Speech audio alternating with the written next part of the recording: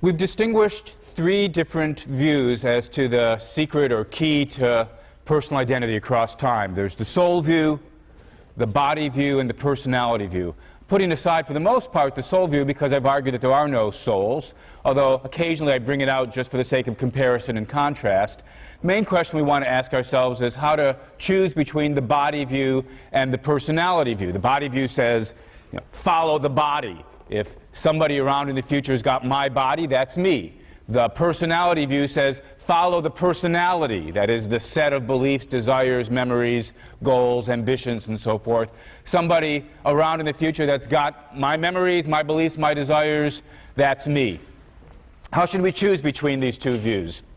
As I mentioned at the end of last lecture, what I want to do is offer us a set of thought experiments. They've got to be thought experiments because in real life, bodies and personalities go hand in hand. But by doing some science fiction experiments, we can take them apart and ask ourselves, well, which one do I think is me? When my body goes one way and my personality goes another way, where do I go?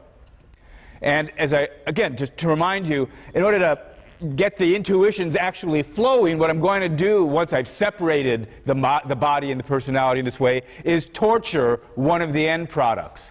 And so I'm going to be asking you to sort of put yourself in the first person, imagine this is happening to you, and ask yourself, which one do I want to be tortured? Or which one do I want to not be tortured? Because that will give you some kind of evidence as to which one you take to be you.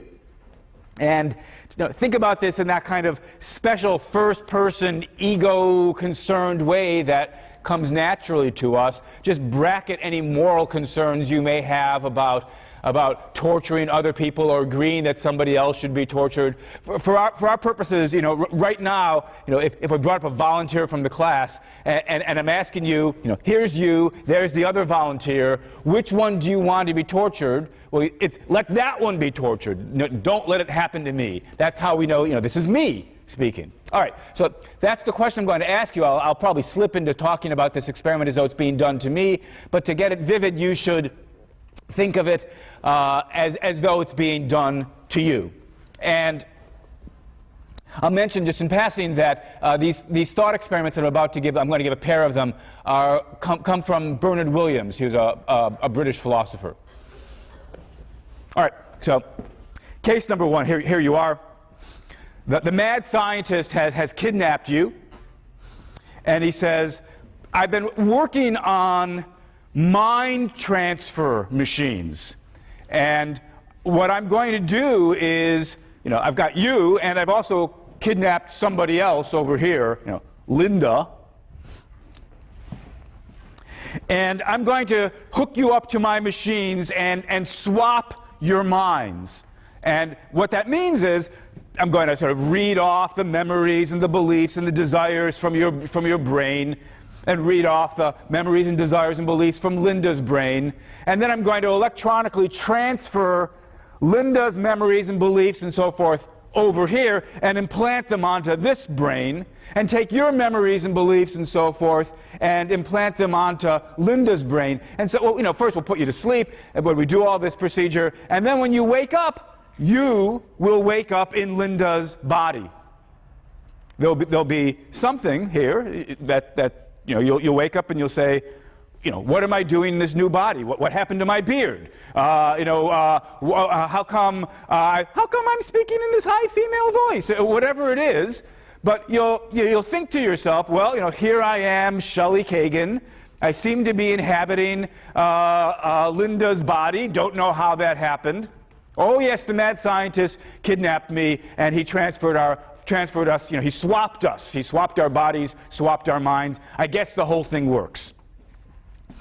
So the mad scientist explains all of this to you, but in order to sort of give it a little kicker, because he's also an evil mad scientist, that may be evil already, but because he's an evil mad scientist, he says, and then when I'm done, so over here we've got Shelley's body, but Linda's personality.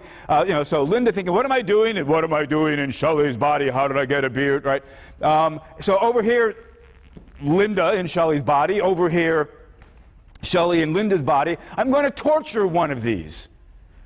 but because I'm a generous evil mad scientist, I want to ask you, which one should I torture? Now, when I think about this, and again, I'm inviting you to think about this in the first person as though this is happening to you. When I think about this, I say, torture the one over here. You know, I'm going to be over here in Linda's body, horrified at what's been going on, horrified that she's being tortured, but at least it's not happening to me. That's the intuition I've got when I think about this case. When the mad scientist asks me, which one of these two should I torture? I say, torture this one.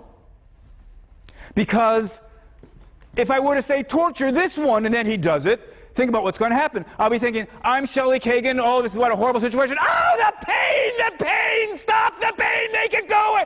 I don't want that to happen to me. If this one's being tortured, nobody's thinking to himself, oh, I'm Shelley Kagan in horrible pain. So I want this one to be tortured. All right, that's the intuition I've got about the case. Now, if you've got that same intuition, think about the implications of that intuition. You're saying that I, Shelley Kagan, ended up over here. But that's not my body, this is Linda's body. Shelley Kagan's old body is over here.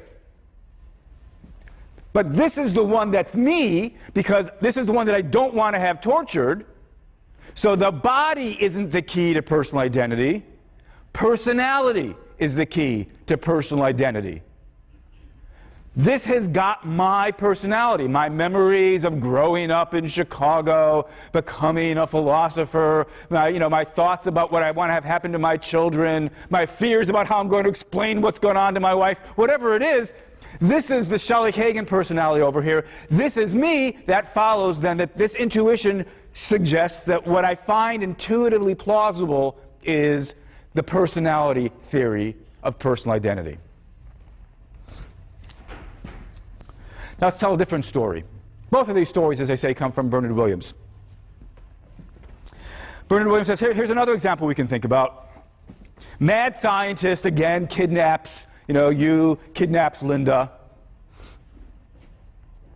And he says, Shelley, I got some news for you. I'm switching between you and me. He says, Shelley, I've got some news for you.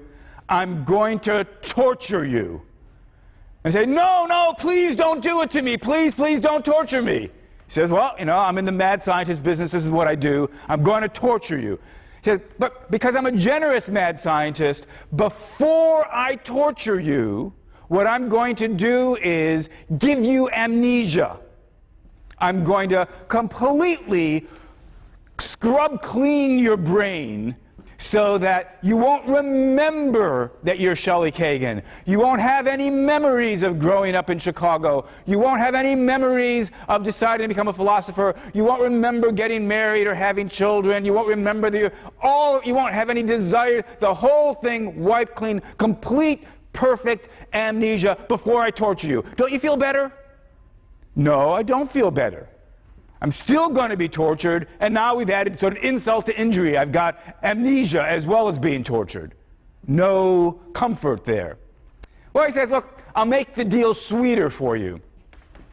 After I give you amnesia, before I torture you, I will drive you insane and make you believe that you're Linda. I've been studying Linda, there she is. I've been reading her psychology by looking at her brain waves and so forth and so on. And so I'm going to delude you into thinking that you're Linda. I'm going to make you think, oh, I'm Linda. Well, you won't talk like that. Oh, I'm Linda. And you'll have the memories of Linda growing up in Pennsylvania, and you'll remember Linda's family, and like Linda, you'll want to be an author or whatever it is that Linda wants to be. And then I'll torture you. Are you happy now? No, I'm not happy now. First of all, I'm being tortured. I was given amnesia. Now you've driven me crazy and deluded me into thinking that I'm Linda. No comfort there. He says, okay, last attempt to make, you're not being very reasonable. He says, last attempt, I'm going to, after I drive you crazy, make you think you're Linda, I'm going to do the corresponding thing for Linda. I'm going to give her amnesia, and then I'm going to drive her crazy and make her think that she's Shelley, give her all of your memories and beliefs and desires. Now is it okay that I'm going to torture you? No. It hardly makes it, it was bad enough I was being tortured and given amnesia and driven insane. It doesn't really make it any better that you're also going to give amnesia and drive insane somebody else. Don't torture me. If you've got to torture somebody, I say in my non-ethical mood, if you've got to torture somebody, do it to her. Don't do it to me. When I think about this second case, that's my intuition. Now think about the implications of this second case for the theory of personal identity. If I don't want this thing over here to be tortured, that must be because I think it's me. But if it's me, what's the key to personal identity? Well, not personality, because after all, this doesn't end up with Shelley Kagan's personality before the torture. Shelley Kagan's personality is over there. This is Shelley Kagan's body. And that suggests if I don't want this to be tortured, it's because I believe in the body theory of personal identity. Follow the body, not follow the personality. Even though he swapped our personalities, it's still me he's torturing. That's the intuition I've got when I think about Bernard Williams's second case. Now we're in a bit of a pickle here from the philosophical point of view, because when we thought about the first case, the intuition seemed to be, personality is the key to personal identity. But when we thought about the second case, the intuition seems to be, body is the key to personal identity. That's bad, right? Two different cases give us two different diametrically opposed answers on the very same question. One sec.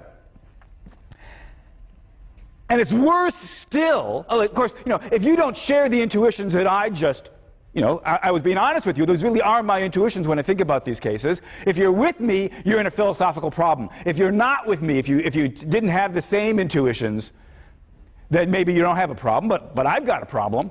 And it's worse still, because it's not really, if we're careful and think about it, it's not really as though we have two different cases and intuitively we want to give different answers to those two different cases. Really, all we've got there is just one case. It's the very same case, the very same story that I told two different times. In both cases, before the torturing goes in, there's Shelley Kagan's body over here with Linda's personality, and there's Linda's body over here with Shelley Kagan's personality, and we're asking, which one do you want to be tortured? It's the very same setup. I just emphasize different elements in a way to sort of manipulate your intuitions. But if it's the very same case, it can't be that in one of them follow the body and in the other one follow personality. So it's very hard to know what moral should we draw. The appeal to intuition, thinking about these cases, doesn't seem to take us very far. There was a question back there. Yeah? I think couldn't you still have your same intuitions and argue that in the first case, Linda's body has a brain that's physically more similar to your brain than your body has, and therefore, couldn't you take that intuition and say that it argues for the body theory? That in hardwiring your personality onto Linda's brain, you make physical changes in Linda's brain that make it more similar to your brain than the brain that's sitting over in your body. Nice suggestion. So the suggestion was this: when the mad scientist put my personality, Shelley Kagan personality, onto Linda's body, he had to modify Linda's brain. And in modifying Linda's brain, this was the question that was just raised, hasn't he actually made that brain more like Shelley Kagan's brain than Linda's brain? And if that's right, shouldn't we say, remember, the best form of the body view, I argued previously, was the brain version. So if this is really Shelley Kagan's brain over here, then this isn't the problem for the body view. We were deceived when we said the body view said, this is Shelley Kagan. Really, the body view, to it, the best version of the body view, that is the brain version, now has to say, oh, we moved Shelley's brain and put it here. Well, if you're prepared to say that, then indeed you will be able to say, yeah, it's the body view. The body view says, do it to this one. Rather, don't do it to this one because this is Shelley Kagan. I don't actually find myself, though, inclined to agree with you that this has become Shelley Kagan's brain. If you ask me, where's Shelley Kagan's legs? They're still here. Where's Shelley Kagan's heart? They're still here. Where's Shelley Kagan's brain? It's still here, right? It's not as though what the scientists did was open up my skull, take the brain out. At least, if that's the way you're imagining it, don't imagine that. This is all electronic transfer. It's not as though he took the brain out and literally moved that hunk of tissue over here. All he's done is reprogram Linda's brain. Analogy here might be helpful. Think of the difference between the computer and the programs and files saved on the computer. Personality is a little bit like a program that's running on the computer, though we have to have not just the generic program, but the specific data files and databases and so forth. What the mad scientist did, in effect, was wipe out the hard drive, put in the other programs from the Shelley Kagan computer, but it's still the very same computer. It's still the same central processing unit, or so it seems to me. Of course, it's true that now, in a certain way, Linda's brain will be similar to the way that Shelley Kagan's brain had been before, in terms of how as it were, the floppy drives are set up. But still, where's, literally speaking, Shelley Kagan's brain? I want to say it's over there, not over here. There was another question, comment. Yeah? But isn't the pain inextricably linked to the physicality of the body? So if Shelley Kagan's brain, heart, and everything is over here, then wouldn't, if I imagine myself, I would want the body I'm in to get destroyed, and so my body would be safe, because your personality is not going to feel the pain. I'm not quite sure what the question is. So the thought is, look, over here we've got Shelley Kagan's body with Linda's personality. If we torture this one, this thing, whoever it is going to think to itself, I'm Linda, I'm in horrible pain, I wish it stopped, I wonder whether I'll ever see Linda's husband again. Right?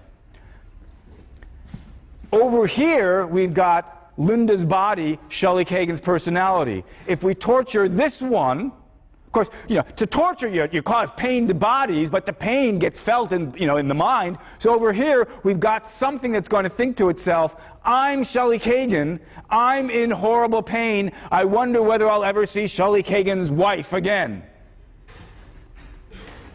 Yes, of course, we're torturing bodies. By torturing the bodies, we cause pain to the minds, the personalities, who have beliefs about who's hurting. What I'm inviting you to think about is, which one, if you had to choose between these two gruesome scenarios, which one would you rather save? Which one would you rather protect? Which do you care more about?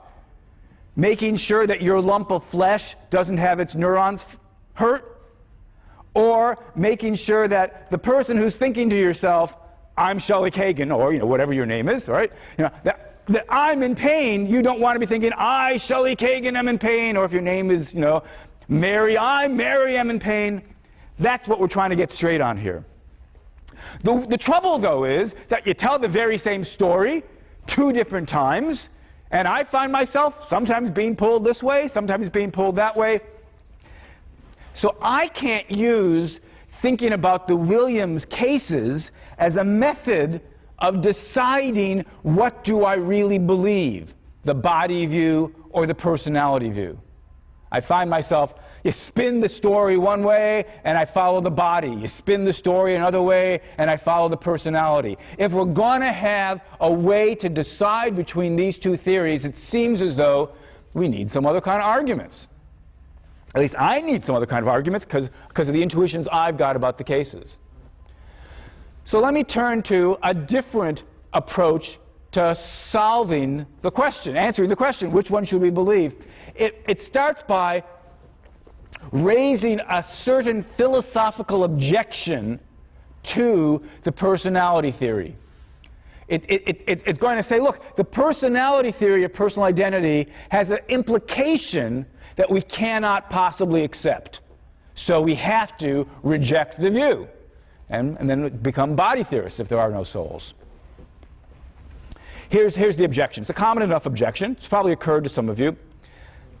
According to the personality theory, whether somebody is me depends on whether he's got my beliefs.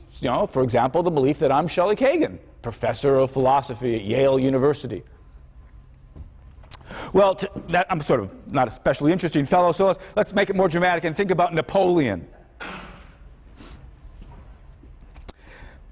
You've probably read about this thing. Every now and then there are sort of crazy people who think they're Napoleon. So imagine that there's right now somebody in an insane asylum in Michigan, who's got the thought, I am Napoleon. Well, the objection says, clearly this guy's just insane, right? He is not Napoleon. He's, David Smith, who grew up in, Detroit or whatever. He just insanely believes he's Napoleon. Yet the personality theory, the objection says, would tell us that he is Napoleon because he's got the beliefs of Napoleon. He's got Napoleon's personality. Since that's obviously the wrong thing to say about the case, we should reject the personality view. But not so quick. The personality view doesn't say anybody who has any elements at all of my personality is me. One belief in common's obviously not enough. Look, we all believe the earth is round. That's not enough to make somebody else me. Of course, the belief I am Napoleon is a much rarer belief. I presume that none of you have that belief. I certainly don't have that belief. Napoleon had it, and David Smith in Michigan's got it. But so what? One belief, even one very unusual belief's not enough to make somebody Napoleon according to the personality theory. To be Napoleon, you've got to have the very same overall personality, which is a very big, complicated set of beliefs and desires and ambitions and memories. David Smith doesn't have that. David Smith, in the insane asylum in Michigan, does not remember conquering Europe. He doesn't remember being crowned emperor. He doesn't remember being defeated by the British. He doesn't have any of those memories. Probably doesn't even speak French. Napoleon spoke French. He doesn't have Napoleon's personality. So the David Smith case isn't really bothersome. It's not really a counterexample to the personality theory. Personality theory says, to be Napoleon, you've got to have Napoleon's personality, but David Smith doesn't. So, of course, we can all agree David Smith, despite thinking he's Napoleon, is not Napoleon. No problem here for the personality theory. But we could tweak the case. We could revise the case. Some foe of the personality theory could say, okay, imagine that this guy in Michigan does have Napoleon's personality. He's got the memories of being crowned emperor and being defeated, conquering Europe. He's got all of those memories. And remember, we want him to have Napoleon's personality. He doesn't have any David Smith memories. He doesn't have any memories of growing up in Detroit. How could Napoleon have memories of growing up in Detroit? Napoleon grew up in France. The objection then says, even if this guy had all of Napoleon's memories, beliefs, desires, personality, still wouldn't be Napoleon. So the personality theory's got to go. Well, when I think about this example, I think now we've got it right. That is what the personality theory has to say about that case. But I'm not so confident anymore that it's the wrong thing to say. So think of this, as it were, from the point of view of Napoleon, right? So there was Napoleon in the 1800s, conquering Europe, and being crowned emperor, being defeated by the British, being sent to exile on, was it Elba, right? And I forget where Napoleon actually dies, but he's got memories of getting sick and ill, and the light begins to fade, and he sort of, goes unconscious. And then, well, let's at least try to describe it this way. He wakes up. And he wakes up in Michigan. He thinks to himself, Allô, je suis Napoleon. What am I doing in Michigan? All right, I don't speak French, so I'm going to drop that, right? But the last thing I remember, I was going to bed from my fatal illness, on the Isle of Elba.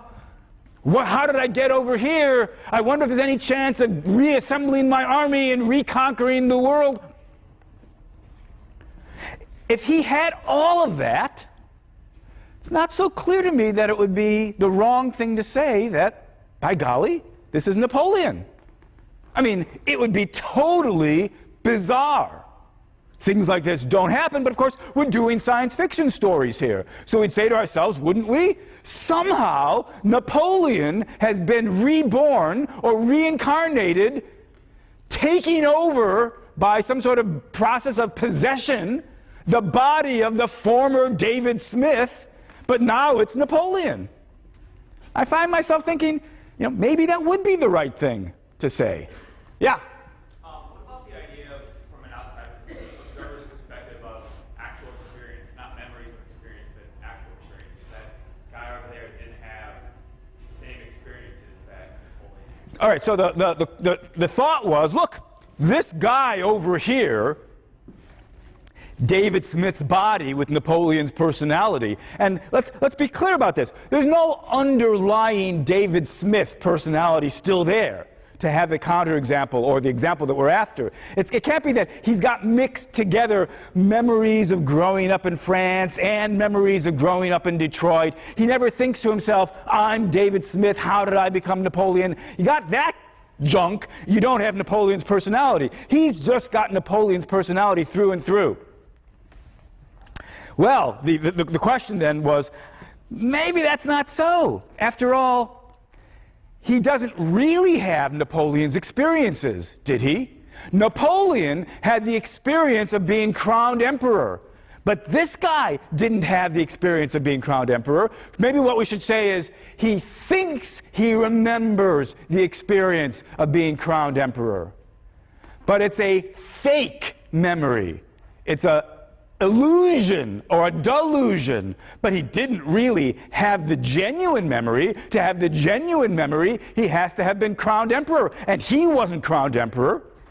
Napoleon was crowned emperor. Well, that's what we could say, but we can't say that until we decide he's not Napoleon.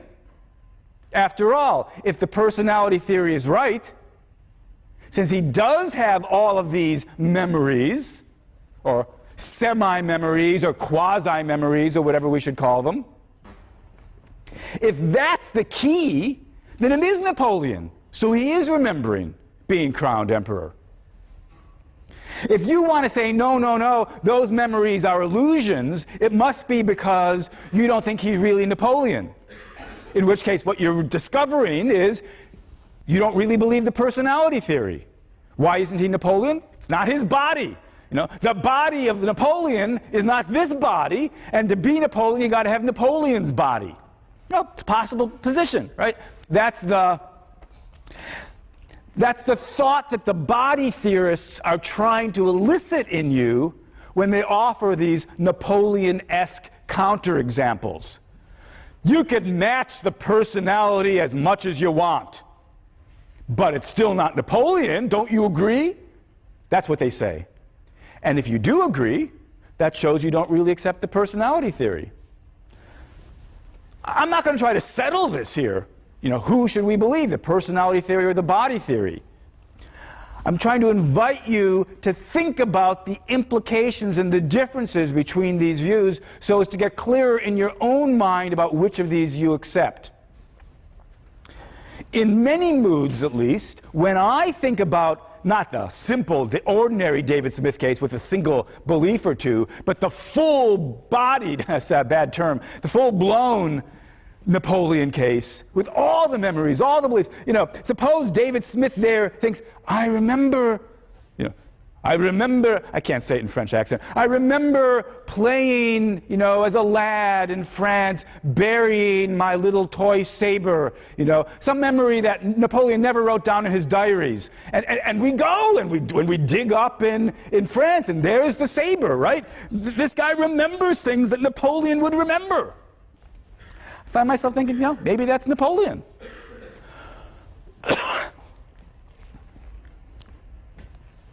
Imagine a slightly different version of this case. Napoleon dies on his deathbed, wakes up in heaven, saying, Je suis Napoleon, I was the emperor of Europe, and now I have come to my due reward, I am here in heaven.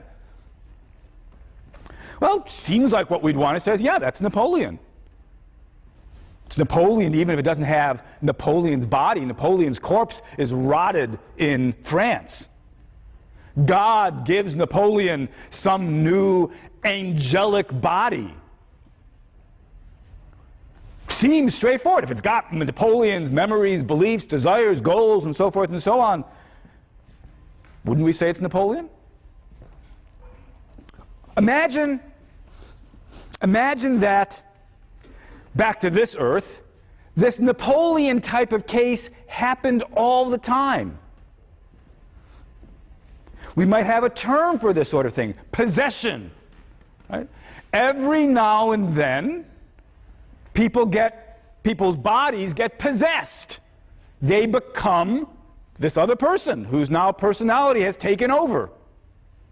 If this happened frequently enough, instead of just a little science fiction story like with the David Smith case, maybe we'd say, yeah, possession is one of these things that needs to be explained. How is it the personality travels? Maybe there'll be some sort of physical explanation for it. Still, maybe we'd say, yeah, the people have been taken over, they become somebody else. So, speaking personally, I don't find the Napoleon objection a telling one. It doesn't give me reason to reject the personality theory. But we can now tweak the worry in a slightly different way. Okay, so here was Napoleon back in France with his memories and his beliefs and so forth and so on. Deathbed, goes to sleep, goes unconscious, whatever it is. I told you a story in which he wakes up, or his personality wakes up, however we should put it, in Michigan. But if it could happen in Michigan, I suppose it could also happen in New York.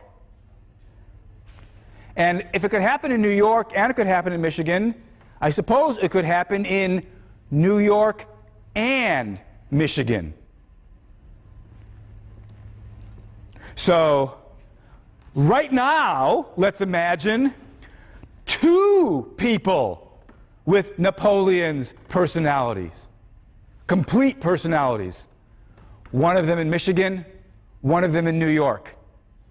Whoa, what should we say now? What is the personality theory going to say about this case? So, I don't know how to draw personalities very well on the board, so I'll draw little stick figures of bodies, but I mean these to be the personality. So here we've got, the continuing, evolving over time. This is all taking place in France. The personality of Napoleon in France. There's the deathbed scene. Now, up here we had somebody with Napoleon's personality continuing course, he's going to change, he's going to evolve, just like the actual historical Napoleon kept having new beliefs and new desires. If this really was Napoleon in Michigan, he'll start having some new desires and beliefs, you know, about Michigan, which perhaps Napoleon never gave any thought to at all. Who knows? So this is Michigan over here. And I said I was willing to entertain the possibility that this is all Napoleon. Right? Napoleon, if we think of it, Napoleon's a person extended through space and time. According to the personality view, what makes somebody in the future the same person as somebody in the past is if it's part of the same ongoing personality. So maybe that's what we've got going on in the Michigan case. Now, we imagine in our new version of the worry, somebody with Napoleon's personality over here in New York. Now, if the Michigan guy hadn't been there, what I would have done, if I believed in the personality theory, or when I believed in the personality theory, is say, oh, look, Napoleon, reincarnated in New York. That's what the personality theory should say, and I said, it doesn't seem like a crazy thing to say if we only had the guy in New York. Just like it wasn't a crazy thing to say if we only had the guy in Michigan. The trouble is, imagine the case where we've got one guy who's got all of Napoleon's personality in Michigan, one guy who's got all of Napoleon's personality in New York. Now, what should we say? What are the choices here? Well, I suppose one possibility would be to say the guy in New York is Napoleon. The guy in Michigan isn't. He's just an insane guy who's got Napoleon's personality. You could say that. The reason that it seems difficult to say, though, is because it seems like it would be just as plausible to say the reverse. Say, no, it's not the New York fellow who's Napoleon. It's the Michigan fellow who's Napoleon. Well, we could say that, but the difficulty is there seems to be no good reason to favor the Michigan fellow over the New York fellow, just like there was no good reason to favor the New York fellow over the Michigan fellow. Saying that one of them's Napoleon and the other one isn't seems very hard to believe. Well, then what's the alternative? Well, I suppose another possibility is to say, at least another possibility worth mentioning, is to say they're both Napoleon. Somehow, bizarrely enough, Napoleon split into two, but when splitting into two, he split onto two bodies, but they are both Napoleon. Now, it's very important to understand how bizarre this proposal would be. The claim is not, now we've got two Napoleons who are, of course, not identical to each other. No, we've got a single Napoleon. A Napoleon who was in one place in France and is now simultaneously in two places in the US. Well, that seems very hard to believe. It seems to just violate one of our fundamental notions about how people work, metaphysically speaking. People can't be in two places at the same time. Well, maybe that metaphysical claim I just made should be abandoned. Maybe we should say, oh, under normal circumstances, people can't be in two places at the same time. But if you had something like this, by golly, this guy would be, Michigan dude is Napoleon, and he's the very same person as New York dude. New York dude and Michigan dude are a single person, Napoleon, who is bilocated. Doesn't happen, but if it did happen, it could happen. Well, maybe that's what we should say. But again, all I can tell you is I find that too big a price to pay. People can't be in two places.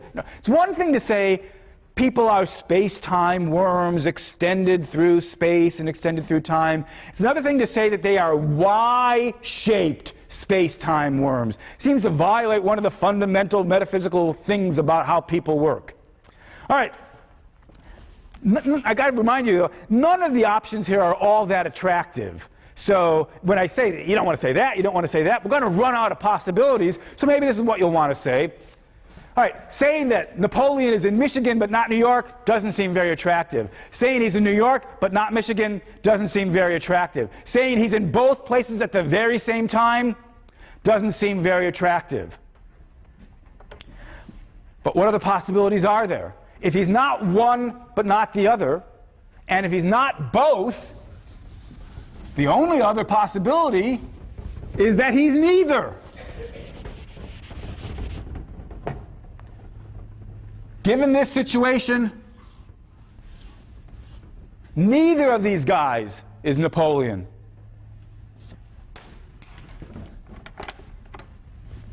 We've got separate people. There's the person, Napoleon, space-time worm that came to an end in France, and there's some space-time worm taking place in Michigan, some space-time person worm taking place in New York, but neither of them are Napoleon. That seems to me to be the least unattractive of the options we've got available. But notice that if we say this, if we say neither of these guys, despite having Napoleon's personality, neither of these guys is Napoleon, then the personality theory of personal identity is false. It's rejected. We're giving up on it. Because the personality theory, after all, said, if you've got Napoleon's personality, you're Napoleon. But now we've got people that are not Napoleon, but they've got Napoleon's personality. So the personality theory, follow the personality, is wrong if we say neither of these guys is Napoleon. But that does seem to be the least unacceptable of the options. At least that's how it seems to me. So the personality theory's got to be rejected. Now, I think that's right. I think, in fact, the personality theory's got to be rejected, but that doesn't mean we couldn't revise it. We could try to change it in a way that keeps much of the spirit of the personality theory, but avoids, some of the problems we've just been looking at. Here's what I think is the best revision available to fans of the personality theory.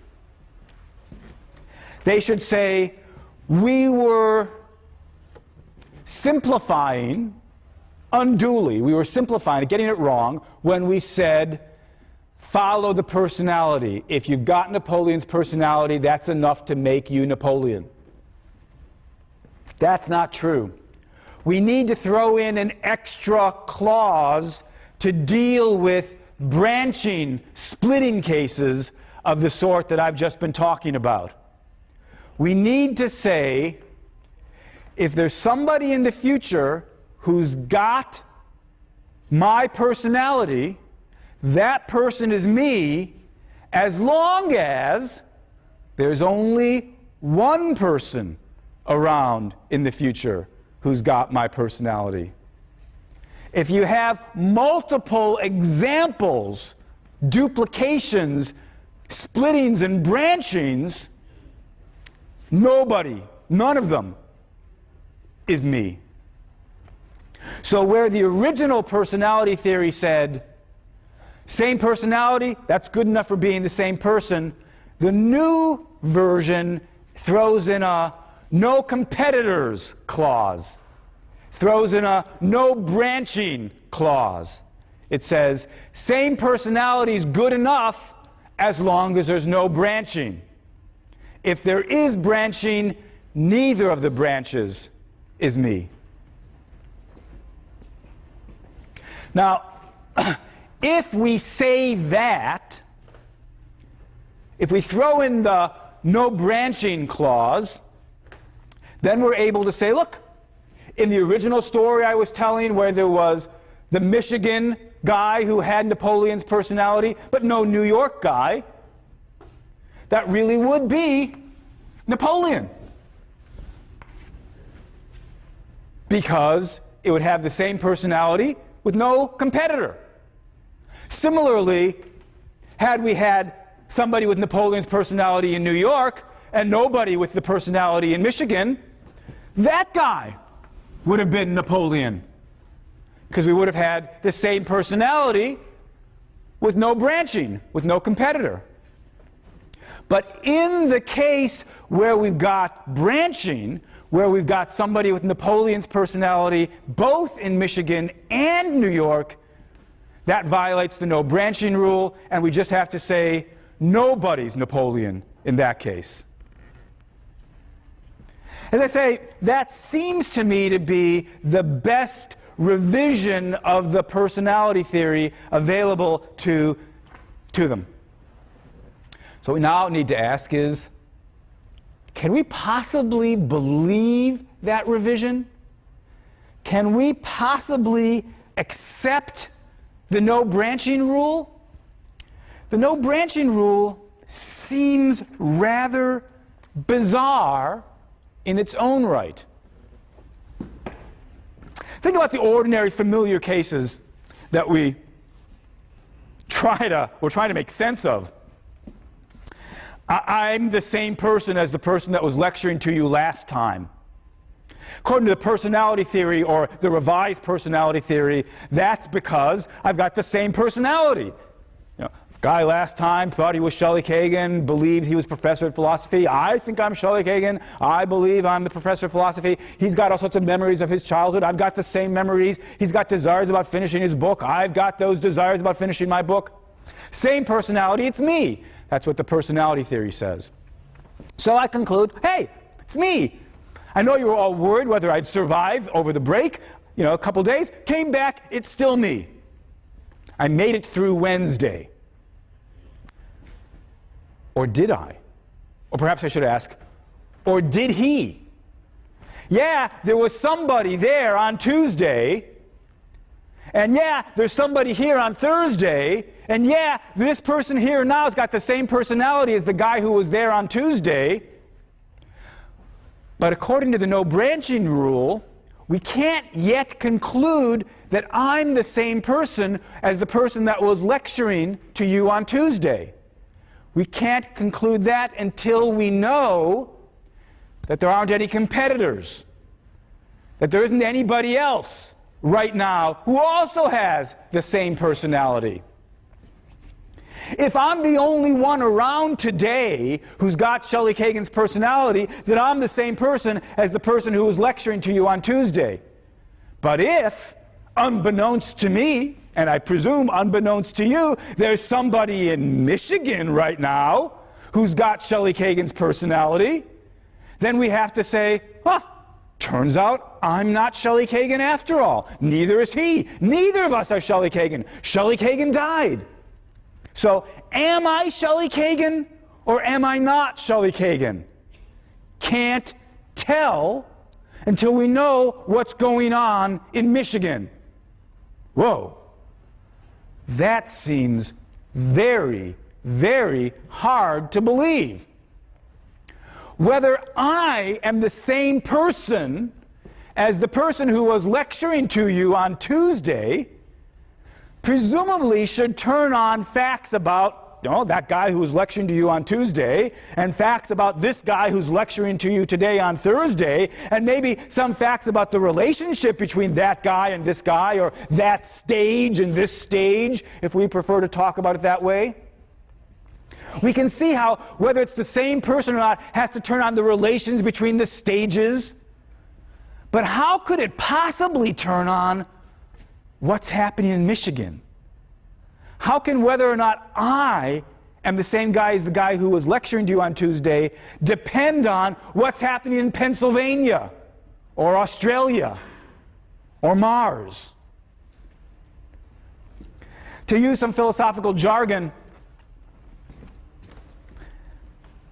the nature of identity seems like it should depend only on intrinsic facts about me, or perhaps relational facts about the relations between my stages, but it shouldn't depend on extrinsic, external facts about what's happening someplace else. But if we accept the no branching rule, we're saying whether or not we've got identity depends on what's happening elsewhere. With the no branching rule, identity ceases to be a strictly internal affair. It becomes in part an external affair. That's very, very hard to believe. And if you're not prepared to believe it, it looks as though you've got to give up on the personality view. Last thought. During all of these problems for the personality theorist, the body theorist, the fans of the body theorist, is standing there laughing. Ha! You poor fools. Look at all the problems you've got adopting the personality theory. See how easy it is to duplicate personalities, leading to these totally implausible no branching rules. We can avoid all of that if we become body theorists. What we'll ask ourselves next time is whether or not the body theorist is in a better situation.